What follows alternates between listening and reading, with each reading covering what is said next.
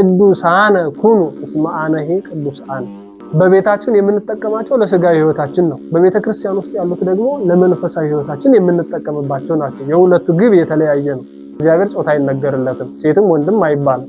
ግን ከባህሪው አንፃር ቅዱስም ቅድስትም ተብሎ ይጠራል እግዚአብሔር።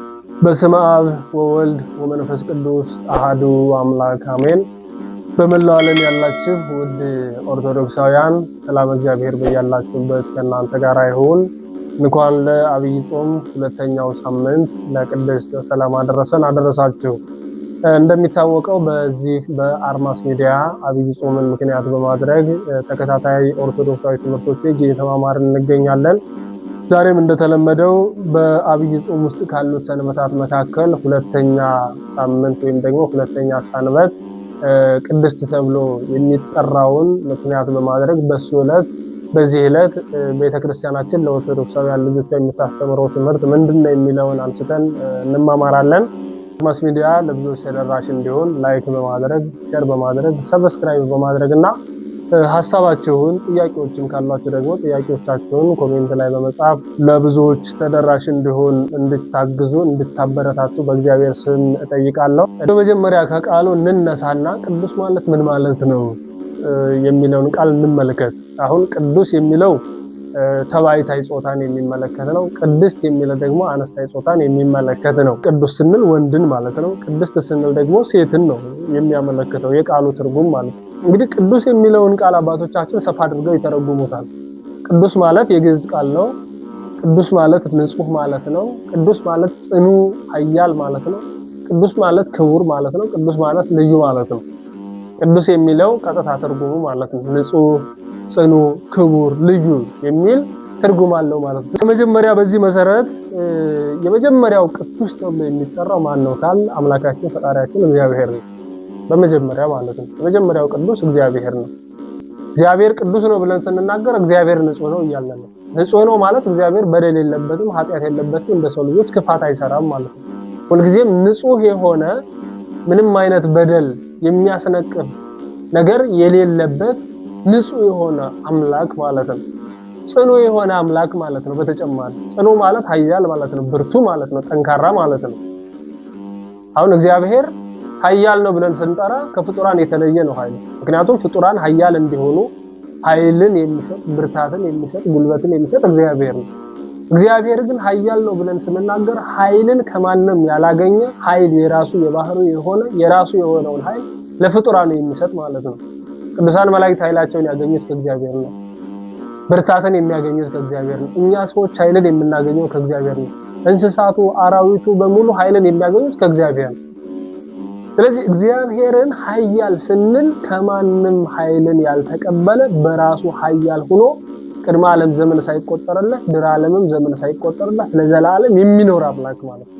ስለዚህ ቅዱስ ብለን ስንጠራ ኃይልን የባህሪው አድርጎ የባህሪ የሆነ ኃይሉን ለፍጡራን የሚሰጥ እያልን ነው ማለት ነው። ከዛም በተጨማሪ ቅዱስ ብለን ስንጠራ ክቡር እያልን ነው። ቅዱስ እግዚአብሔር ብለን ስንጠራ ክቡር የሆነ ፈጣሪ፣ ክቡር የሆነ እግዚአብሔር፣ ክቡር የሆነ ገዢ ማለት ነው። ለምሳሌ ሰው ክቡር የሚባለው በራሱ የሆነ ነገር ፈጥሮ የሆነ ነገር አግኝቶ አይደለም። በመጀመሪያ ደረጃ ሰው ሲፈጠር ሰው ክቡር ነው ብለን የምንናገረው ክብሩን በራሱ ያገኘው ወጥቶ ወርዶ ለፍቶ ያገኘው ስለሆነ አይደለም፣ ከእግዚአብሔር ያገኘው ስለሆነ። ማንኛውም ፍጡር ክቡር ተብሎ የሚጠራው ከእግዚአብሔር በሚያገኘው ማናቸውም ጸጋ ነው። ከእግዚአብሔር በሚገኘው ክብር ነው ሰው ክቡር የሚባለው። ለምሳሌ ሰው የሆነ ምርምር ተመራምሮ የሆነ ውጤት የሆነ ግኝት ቢያስገኝ ያን ግኝት ያስገኘው አንደኛ ዕውቀትን የሰጠው ጥበብን የሰጠው እግዚአብሔር ነው።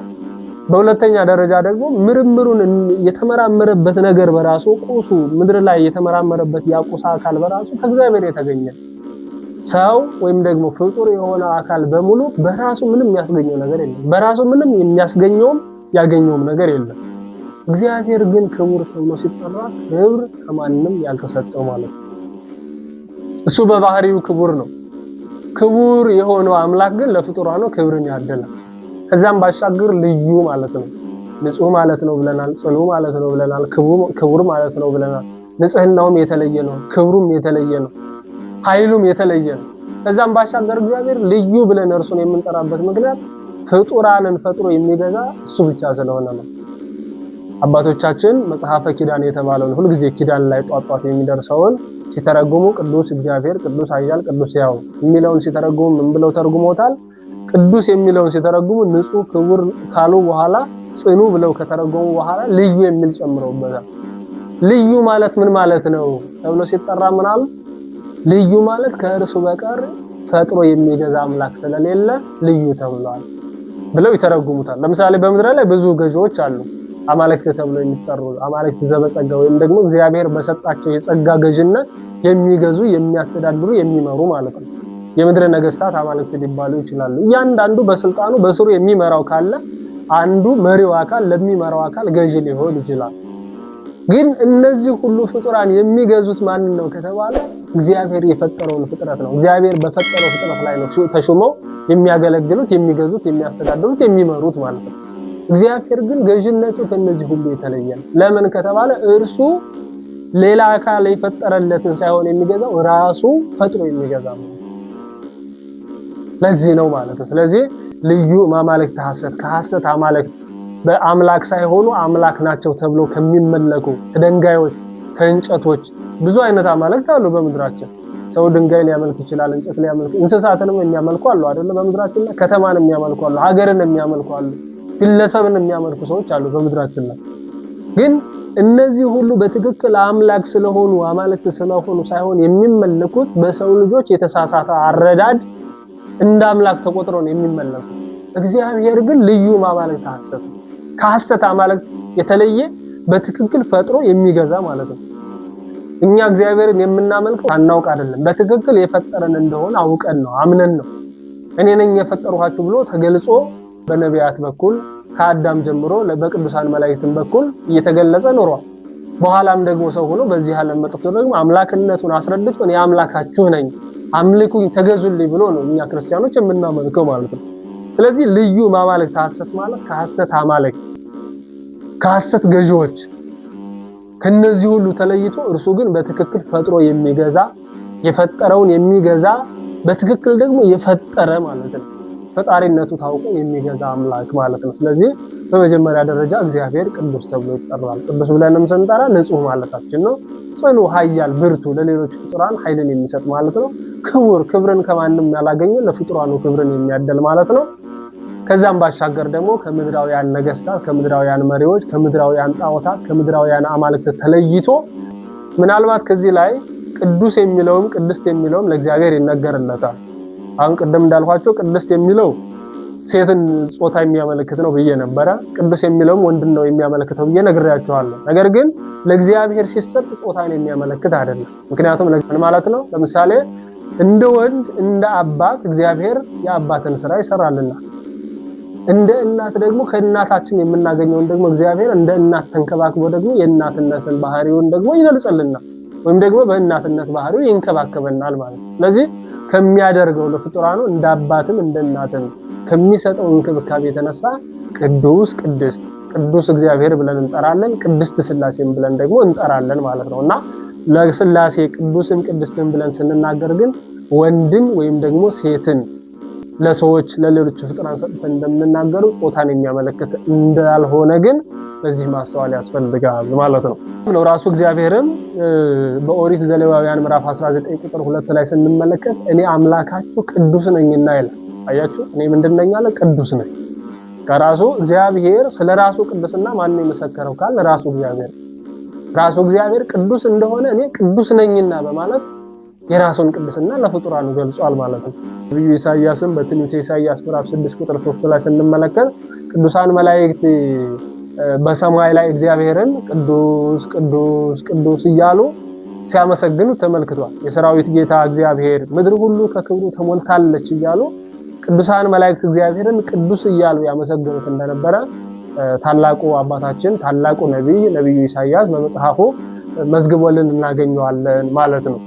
በሁለተኛ ደረጃ ቅዱሳን ተብለው የሚጠሩት መላእክት ናቸው። ከእግዚአብሔር ቀጥሎ በቅድስና የተፈጠሩ ቅዱሳን የሆኑ ንጹሃን የሆኑ ክቡራን የሆኑ ልዩ የሆኑ ጽኑዓን የሆኑ ቅዱሳን መላእክት ናቸው። ምን ማለታችን ነው? ይህንንም ለምሳሌ ቅዱሳን መላእክት ንጹሃን ናቸው ስንል ከኃጢአት የራቁ ናቸው ማለት ነው። በኃጢአት የወደቁ ይኖራሉ፣ ይህን አሁንም ድረስ ደግሞ ያ ማለት በኃጢአት የወደቁት ቅድስናቸውን ያጎደፉ ወይም ደግሞ ከቅድስና የተራቆቱ ወይም ደግሞ ቅድስናቸውን የጣሉ ማለት ነው። ለቅድስናቸው ተገቢ ሆነው መኖርን ያልፈለጉ እነዚህ ቅዱሳን ተብለው እንደተጠሩት ሁሉ ርኩሳን ተብለው ሊጠሩ ይችላሉ። ለቅድስናቸው ጸንተው ያልኖሩት ማለት ነው። ከዛ ውጭ ያሉት ግን ቅዱሳን መላእክት ቅዱሳን ተብለው ይጠራሉ። ምን ማለታችን ነው? መላእክት ንጹሃን ናቸው ማለት ነው።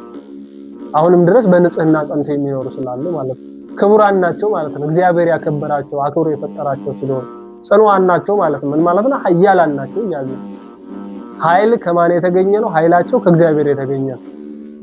ከዛ እኮ ነው እኛ በእኛ ላይ ሰይጣን እንዳይሰለጥንብን አጋንንት እንዳይሰለጥኑብን አጋንንት ድል እንዳይነሱን እግዚአብሔር ለኛ ጠባቂ መላእክትን የሾመው ለምንድን ነው? ኃያላን ስለሆኑ ከኛ በላይ የሆነ ኃይል ያላቸው ስለሆነ እግዚአብሔር የሰጣቸው ተፈጥሯዊ ኃይል ስላለ ከአጋንንት እንዲጠብቁን አምላካችን እግዚአብሔር ኃይልን ሰጥቷቸዋል ማለት ነው። ከዚህ የተነሳ ምን እንላቸዋለን ማለት ነው? ኃያላን ብለን ቅዱሳን መላእክትን እንጠራለን ማለት ነው። በማቴዎስ ወንጌል ምዕራፍ 25 ቁጥር 31 ላይ ስንመለከት የሰው ልጅ በክብሩ በሚመጣበት ጊዜ ከእርሱም ጋር ይልና ቅዱሳን መላእክት ሁሉ ብሎ እንደሚመጡ ይነግረናል። አሁን እዚህ ጋር ምንድነው የምንረዳው? እግዚአብሔር በኋላ ዓለምን ለማሳለፍ በሚመጣበት ጊዜ በዕለተ ምጽአት ወደዚህ ዓለም በሚመጣበት ጊዜ መጥቶ በሚገለጥበት ጊዜ ሙታን በሚነሱበት ጊዜ አብረውት እነማን ይመጣሉ? ቅዱሳን መላእክት። አያችሁ? ስለዚህ መላእክትን ምን ብሎ ጠራቸው ማለት ነው? ቅዱሳን ብሎ ጠርቷቸዋል ማለት ነው። ስለዚህ አንድን መልአክ ስንል ቅዱስ ብለን እንጠራለን። ብዙነትን ለመግለጽ ደግሞ ቅዱሳን ብለን እንጠራቸዋለን ማለት ነው። ስለዚህ ከእግዚአብሔር ቀጥሎ ቅድስና የተሰጣቸው በቅድስና የተፈጠሩ ቅዱሳን የሆኑ ንጹሃን የሆኑ ክቡራን የሆኑ ኃያላን የሆኑ ልዩ የሆኑ ደግሞ እነማን ናቸው ከተባለ ቅዱሳን መላእክት ናቸው። ልዩ ብለን ስንጠራ ከርኩሳን መናፍስት የተለዩ ናቸው ማለት ነው። ከርኩሳን መናፍስት የተለዩ ስለሆኑ እነሱ ምን ተብለው ይጠራሉ? ልዩ ንጹህ ተብለው ይጠራሉ ነውና በሁለተኛ ደረጃ ቅዱሳን መላእክት እንደሆኑ ይህንን ማስተዋል ያስፈልጋል ማለት ነው። በሶስተኛ ደረጃ ደግሞ ቅዱስ ተብለው በቤተ ክርስቲያናችን የሚጠሩትን ስንመለከት የሰው ልጆች ናቸው። ወይም ደግሞ እኛ የሰው ልጆች ቅዱሳን ተብለን እንጠራለን ማለት ነው። አሁን ለሰው ልጆች ሲሆን ቅዱሳንም ይባላል፣ ቅዱሳትም ተብሎ ይነገራል። ለምን? ቅዱሳን ወንዶቹ ናቸው፣ ቅዱሳት ደግሞ ሴቶቹ ናቸው። ለመላእክትም ጾታ አይነገርላቸውም፣ ለእግዚአብሔርም ጾታ አይነገርለትም ብለናል። ለሰው ልጆች ሲሆን ግን ሴቶችን ቅዱሳት እንላለን፣ ወንዶችን ደግሞ ቅዱሳን እንላለን። ለምሳሌ ቅዱሳን ሐዋርያት እንላለን፣ በአንጻሩ ደግሞ ምን እንላለን? ቅዱሳት አንስት ብለን ደግሞ እንጠራለን ማለት ነው። ሰው ልጆች ቅዱሳን ይባላሉ ሲባል ምን ማለት ነው? ለምሳሌ ነቢያት ቅዱሳን ተብለዋል፣ ሐዋርያት ቅዱሳን ተብለዋል፣ ሊቃውንት ቅዱሳን ተብለዋል፣ ሰማዕታት ቅዱሳን ይባላሉ፣ ጻድቃን ቅዱሳን ይባላሉ። እነዚህ ሁሉ ቅዱሳን ተብለው ሲጠሩ ምን ማለት ነው? አንደኛ ንጹሃን ናቸው። በዚህ ዓለም ቢኖሩም እንኳን ወይም መጀመሪያ በንጽህና ጸንተው በቅድስና ጸንተው እድሜ ልካቸውን ይኖራሉ። በኃጢአት እንኳን ደግሞ ቢሰናከሉ ሰይጣንን ድል እየነሱ ንስሐ እየገቡ ሰይጣንን እየተዋጉ እስከ ሕይወታቸው ፍጻሜ ድረስ ንጽህናን ገንዘብ አድርገው ወደ እግዚአብሔር እየቀረቡ ይኖራሉ ማለት ነው። ለምሳሌ ሰማዕታትን ንጹሃን ስንል ምን ማለት ነው? ለአላውያን ነገስታት አንገዛም ብለው አላውያን ነገስታት ወይም ደግሞ ከሃዲያን ነገስታት ለሚያቆሙት የጣዖት ምስል አንሰግድም ብለው ለሃይማኖታቸው ሟቾች ሆነው እስከ ሕይወታቸው ፍጻሜ ድረስ እግዚአብሔርን ስላገለገሉ ነው ቅዱሳን ሰማዕታት ብለን የምንጠራቸው። ቅዱሳን ጻድቃን የምንላቸው እንደ ሕጉ የሚኖሩ ማለት ነው። በንጽህና ጸንተው እግዚአብሔር ብዙ ተባዙ ባለው ስርዓት አምላካዊ ትእዛዝ መሰረት በንጽህና ጸንተው በተቀደሰ ጋብቻ ጸንተው ቅዱስ የሆኑ ልጆችን ቅዱሳን የሆኑ ልጆችን ወልደው የተባረኩ ልጆችን ወልደው ከእግዚአብሔር ጋር አገናኝተው ሕይወታቸውን በሙሉ ለእግዚአብሔር ሰጥተው በንጽህና ይኖሩ ማለት ነው ብለን እና አብርሃምን ቅዱሳን እንላቸዋለን። በጣም ብዙ ቤተክርስቲያናችን በጣም ብዙ ቅዱሳን አሉ። ነቢያትን እነ ኢሳይያስን እነ ኤርሚያስን እነ ዕንባቆምን ቅዱስ ሙሴን ቅዱሳን ብለን እንጠራቸዋለን። በሐዲስ ኪዳን ቅዱሳን ሐዋርያትን ያገቡም ሊሆኑ ይችላሉ፣ ያላገቡም ሊሆኑ ይችላሉ። መነኮሳትም ሊሆኑ ይችላሉ፣ ያልመነኮሱም በዓለም የሚኖሩም ሊሆኑ ይችላሉ። ወንዶችም ሊሆኑ ይችላሉ፣ ሴቶችም ሊሆኑ ይችላሉ። ለዚህ ዋናው መስፈርቱ ምንድነው? በንጽህና መኖር። በንጽህና መኖርም ካልተቻለ ደግሞ ኃጢአት ቢሰሩ እንኳን ንስሐ እየገቡ ከእግዚአብሔር ጋር ድጋሚ እየተገናኙ እግዚአብሔር በሚወደው መንገድ እስከ ሕይወት ፍጻሜ ድረስ ጸንቶ መኖር መቻል ማለት ነው። ሰማዕታት ግን ከዚህም የበለጠ ተጋድሎ ይጋደላሉ። በንጽህና መኖር ብቻ ሳይሆን ከዚህም በላይ ፈጣሪ ለነሱ ፍቅሩን በለጸላቸው ልክ ለመግለጽ ራሳቸውን ለሕማም ለሞት አሳልፎ እስከመስጠት ድረስ ተጋድለው ሰማዕትነትን እስከመቀበል ድረሰው ቅድስናቸውን አጽንተው ይኖራሉ ማለት። ስለዚህ ንጹሃን ናቸው፣ ኃያላን ናቸው ማለት ድራዊው አብለጭላጭ ነገር ድል አይነሳቸውም ማለት ነው። የሰይጣን ጦር የሰይጣን ኃይል ድል አይነሳቸውም ማለት ነው። ክቡራን ናቸው ማለት ክቡር የሆነው እግዚአብሔር አክብሮ እንደፈጠራቸው አውቀው ክብራቸውን አሳልፈው ያልሰጡ ማለት ነው። አዎ ይሄ አካሌ ክቡር ነው፣ ክቡር የሆነ እግዚአብሔር የሰጠኝ አካል ነው፣ በዚህ በከበረው አካሌ ኃጢአት ልሰራበት አይገባም ብለው ከእግዚአብሔር ያገኙትን ክብር አጽንተው ጠብቀው ስለኖሩ ክቡራን ይባላሉ ማለት ነው። አምላካችን እግዚአብሔር ራሱ ምን ብሏል? እኔ አለ ቅዱስ ነኝና። እኔ ምን አለ? ቅዱስ ነኝ አለ። እኔ ቅዱስ ነኝና ብሎ አላቆምም። ምን አለ? እናንተም ቅዱሳን ሁኑ አለ። በኦሪት ዘሌዋውያን ምዕራፍ 19 ቁጥር 2 ላይ ስንመለከት፣ በአንደኛ ጴጥሮስ ምዕራፍ 1 ቁጥር 16 ላይ ስንመለከት እኔ ቅዱስ ነኝና እናንተም ቅዱሳን ሁኑ ተብሎ ቅድስና ለሰው ልጆች ተሰጥቷል። ይህን ቅድስና ደግሞ ከማንም ያገኘነው ሳይሆን ከእግዚአብሔር ያገኘነው። እግዚአብሔር ቅዱስ አድርጎ ነው የፈጠረን። ይህንን ቅድስና ደግሞ አክብረን አጽንተን መጠበቅ ይጠበቅብናል ማለት ነው። ይህንን ያገኘነውን ቅድስና ተረድተን በቅድስና ጸንተን እግዚአብሔር በሚወደው መንገድ የምንኖር ሰዎች ደግሞ ቅዱሳን ተብለን ልንጠራ እንችላለን ማለት ነው። ልንጠራ እንችላለን። ስለዚህ በሶስተኛ ደረጃ ሰዎች ቅዱሳን ተብለው ይጠራሉ። ወይም ደግሞ ለቅድስና ራሳቸውን የሚያዘጋጁ ሰዎች ደግሞ ራሳቸውን አጽንተው ለዚህ ክብር ሲበቁ ቅዱሳን ተብለው ይጠራሉ ማለት ነው። በአራተኛ ደረጃ የምንመለከተው በቤተክርስቲያናችን ቦታዎች ናቸው። ከስራቸው አንፃር ማለት ነው። ከሚሰራባቸው ስራ አንፃር ምድር አንድ ብትሆንም እንኳን በዚች አንድ በሆነችው ምድር ላይ የተለዩ የከበሩ የተመረጡ ቦታዎች አሉ። ለምሳሌ ምን ማለት ነው? ለምሳሌ ገዳማት፣ ቤተክርስቲያን፣ አብያተ ክርስቲያናት የሚሰሩባቸው ቦታዎች የከበሩ የተቀደሱ የተለዩ የተመረጡ ናቸው። ይህንንም አምላካችን እግዚአብሔር ነብዩ ሙሴን ወደ ደብረ ሲና ተራራ በሚጠራበት ጊዜ በጠራው ሰዓት ሙሴ ወደ ደብረ ሲና ተራራ እግዚአብሔር ወደ ተገለጠበት ተራራ ሲወጣ አምላካችን እግዚአብሔር ምን ብሎታል? ሙሴ ሙሴ ፍታ ቶታና አሳኔከ እምገሪከ ስመዘተ ከይዳ ምድር ቅድስቲቱ። ሙሴ የምትሄድባት ወይም ደግሞ እየወጣህባት ያለችው ቦታ የከበረች ቅድስት ናትና ጫማህን አውልቅ ብሎታል።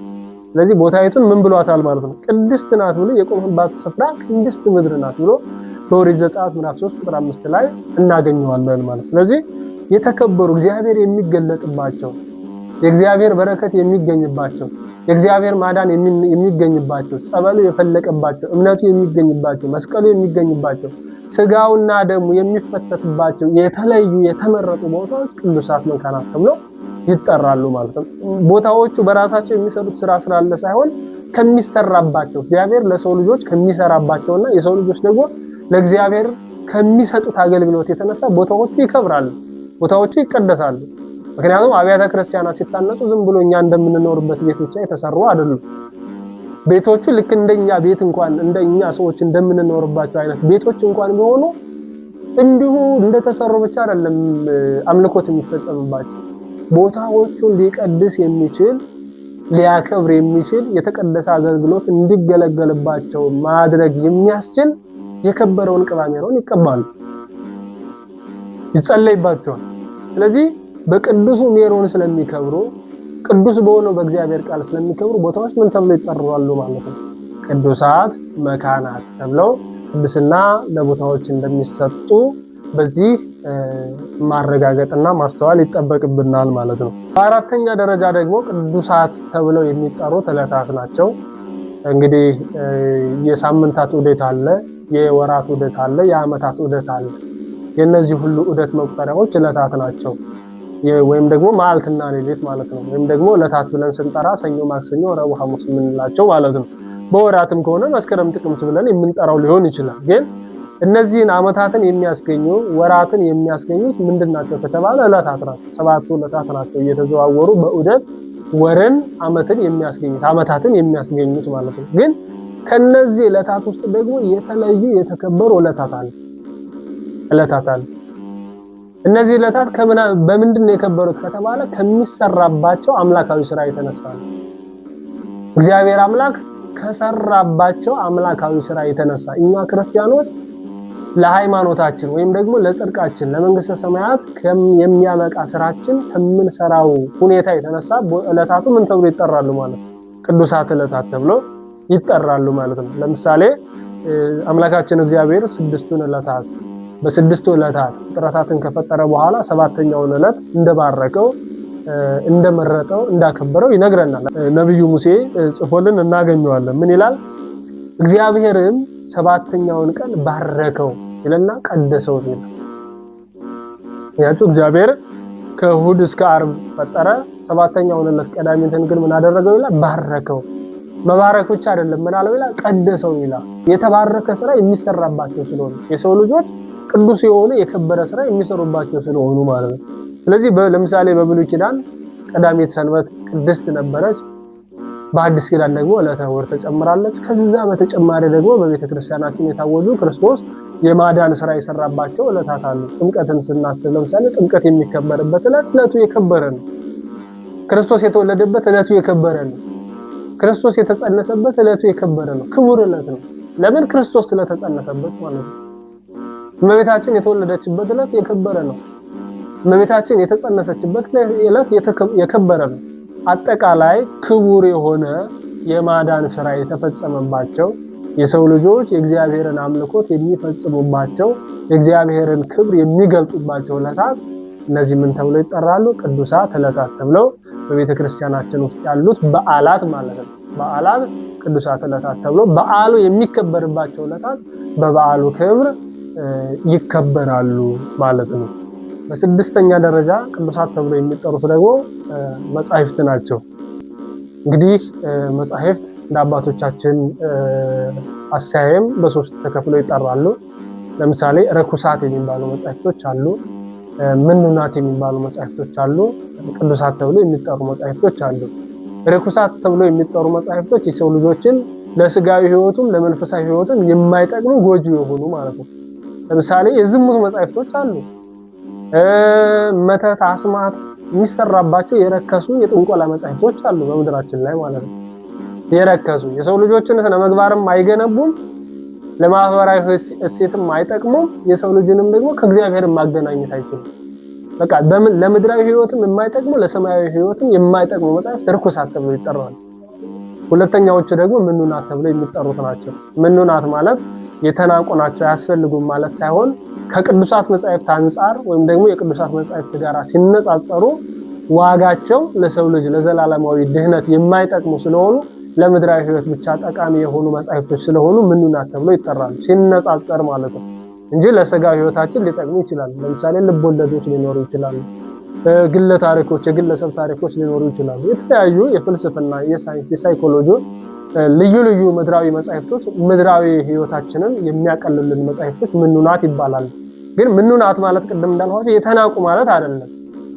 ምን ማለት ነው? ለመንግስተ ሰማያት የሚያበቁ ማለት ነው። ስለዚህ መንግስተ ሰማያት ከማስገባትና ካለማስገባት አንፃር ሲታዩ ምን ተብሎ ተጠርቷል? ምኑናት ብለው አባቶቻችን በዚህ ስም ይጠሯቸዋል ማለት ነው። ሶስተኛዎቹና ዋነኛዎቹ ግን ቅዱሳት ተብለው የሚጠሩት ናቸው። ቅዱሳት መጻሕፍት ለሰው ልጆች ለምድራዊ ሕይወታችን የሚያስፈልጉ ለሰማያዊ ለመንግስተ ሰማያትም የሚያበቁ የከበሩ መጻሕፍት ናቸው። በግለሰብ ሐሳብ በግለሰብ ፈቃድ ያልተጻፉ ማለት ነው። ሰው ደስ ስላለው ያልጻፋቸው ማለት ነው። በእግዚአብሔር ገላጭነት የተጻፉ ቅዱስ የሆነው እግዚአብሔር የገለጣቸው ቅዱሳን የሆኑ እግዚአብሔር የመረጣቸው አባቶችና እናቶች የጻፏቸው የከበሩ መጻሕፍት ማለት ነው። ለምሳሌ ማን አለ? መጽሐፍ ቅዱስ አለ። ከኦሪት ዘፍጥረት ጀምሮ እስከ ራዕየ ዮሐንስ ያሉት መጻሕፍት ቅዱሳት ናቸው፣ የከበሩ ናቸው። ለምን? አንደኛ ጸሐፊዎቹ የከበሩ ናቸው። በሁለተኛ ደረጃ አጻፊው እግዚአብሔር የከበረ ነው። በሶስተኛ ደረጃ የሚያወሩት ክቡር ስለሆነው ስለ እግዚአብሔርና ክቡር ስለሆነው ስለ ዘላለማዊ ሕይወት ስለሆነ ግባቸው የሰው ልጅን ማክበር ክቡር የሆነውን የእግዚአብሔርን ክብር መግለጽ ስለሆነ ማለት ነውና ከዚህ አንፃር መጻሕፍት ቅዱሳት ተብለው ይጠራሉ። ለዛ ነው ሐዋርያው ቅዱስ ጳውሎስ ደቀ መዝሙሩ ጢሞቴዎስን ሲነግረው በሁለተኛ ጢሞቴዎስ 3:15 ላይ ምን ይላል? ከሕፃንነት ጀምረህ ክርስቶስ ኢየሱስን በማመን መዳን የሚገኝበትን ጥበብ ሊሰጡ የሚችሉትን ቅዱሳት መጻሕፍትን አውቀሃል ይለዋል። አሁን ቅዱስ ጢሞቴዎስ ስላወቃቸው መጻሕፍት ስለተማራቸው መጻሕፍት ነው እየነገረ ያለው። እነማንን ነው አውቀሃል ያለው? ቅዱሳት መጻሕፍትን ማለት ነው። ቅዱስ የሆኑ መጻሕፍትን ብሎ መጻሕፍት ቅዱስ እንደሚባሉ በዚህ መንገድ ገልጾልን እናገኘዋለን ማለት ነው። ሰባተኛው ቅዱስ ተብሎ የሚጠራው ንዋያት ናቸው። በቤተ ክርስቲያናችን የተለያዩ ንዋያት አሉ። መስቀሉ ንዋይ ነው። የካህናት አልባሳቱ ንዋያት ናቸው። ጽንሃው ንዋይ ነው። መንበሩ ንዋይ ነው። መጋረጃው ንዋይ ነው። በጣም ብዙ ንዋያት አሉ በቤተ ክርስቲያናችን። በቤታችንም እንዲህ አይነት ንዋያት ሊኖሩን ይችላሉ። ማለት ለስጋ ሕይወታችን የምንጠቀምባቸው ንዋያት አሉ። በቤተ ክርስቲያን ውስጥም ደግሞ እንዲህ አይነት ንዋያት አሉ። ግን እነዚህኞቹን በቤታችን ያሉትን በቤተ ክርስቲያን ካሉት የምንለይበት ምንድነው ካል በቤተ ክርስቲያን ውስጥ ያሉትን ንዋያት ቅዱሳት በማለት ምን እንላቸዋለን? ቅዱሳት ንዋያት እንላቸዋለን ማለት ነው። ለምን?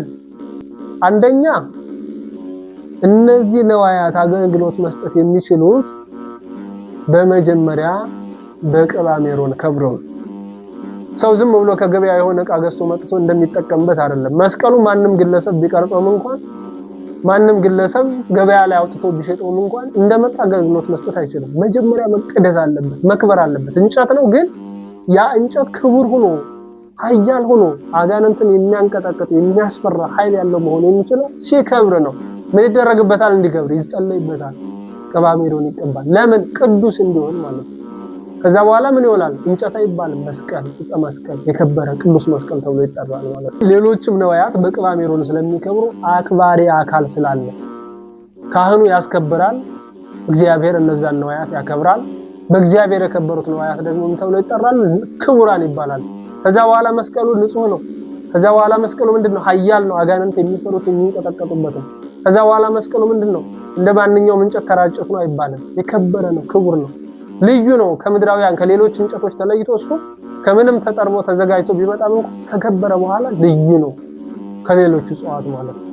የካህናቱ አልባሳት ከሌሎቹ አልባሳት የተለዩ ናቸው። ለምን? በቅባ ሜሮን የከበሩ ስለሆኑ ማለት ነው። በቤተ ክርስቲያናችን ውስጥ ያሉት ንዋያት በሙሉ ቅዱሳት ንዋያት ተብለው ይጠራሉ ማለት ነው። እዚህ በቤተ ክርስቲያናችን ቅዱስ ተብለው ቅድስና ኑሯቸው ቅድስና ተሰጥቷቸው ቅዱስ በሚል ስም የሚጠሩት አካላት ከእግዚአብሔር ጀምሮ እስከ መጨረሻዎቹ እስከ ቅዱሳት ንዋያት ያሉት እንደሆኑ እያንዳንዱ ክርስቲያን ማወቅ ይጠበቅበታል ማለት ነው።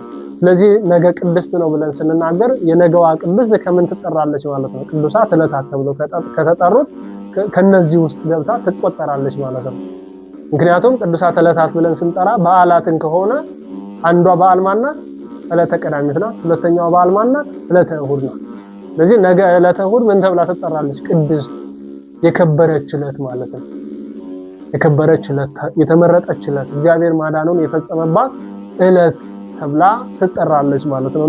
አባታችን ቅዱስ ያሬድም ለየት አድርጎ ቅድስት ብሎ ዕለተ ሰንበትን እንድናስብ ለሰንበት ክብር እንድናውቅ ቅድስት በማለት ስያሜውን ለሷ ሰጥቶ እናገኘዋለን ማለት ነው። አምላካችን እግዚአብሔር ቅዱሳን ተብለው ከተጠሩት መካከል አንዱ እኛ ሰዎች ስለሆን ለቅድስና የምንበቃበትን ስራ ሰርተን ለቅዱሳን የሚያወርሳትን ዘላለማዊት የሆነች መንግስተ ሰማያትን እንድንወርስ መልካም ፈቃዱ ይሁንልን። ይህንን አርማስ ሚዲያን እንዳልኳችሁ ለብዙዎች ተደራሽ እንዲሆን ሰፊ የሆነ አገልግሎት እንድናገለግልበት ሼር በማድረግ ላይክ በማድረግ ሰብስክራይብ በማድረግ እንደውም ኮሜንት በመጻፍ ሐሳባችሁን፣ አስተያየታችሁን፣ ጥያቄም ካላችሁ ደግሞ ኮሜንት ላይ በማስቀመጥ ለብዙዎች ተደራሽ እንዲሆን እንድታበረታቱ በእግዚአብሔር ስም ጠይቃለሁ። ወስብሐት ለእግዚአብሔር። ይቆየን።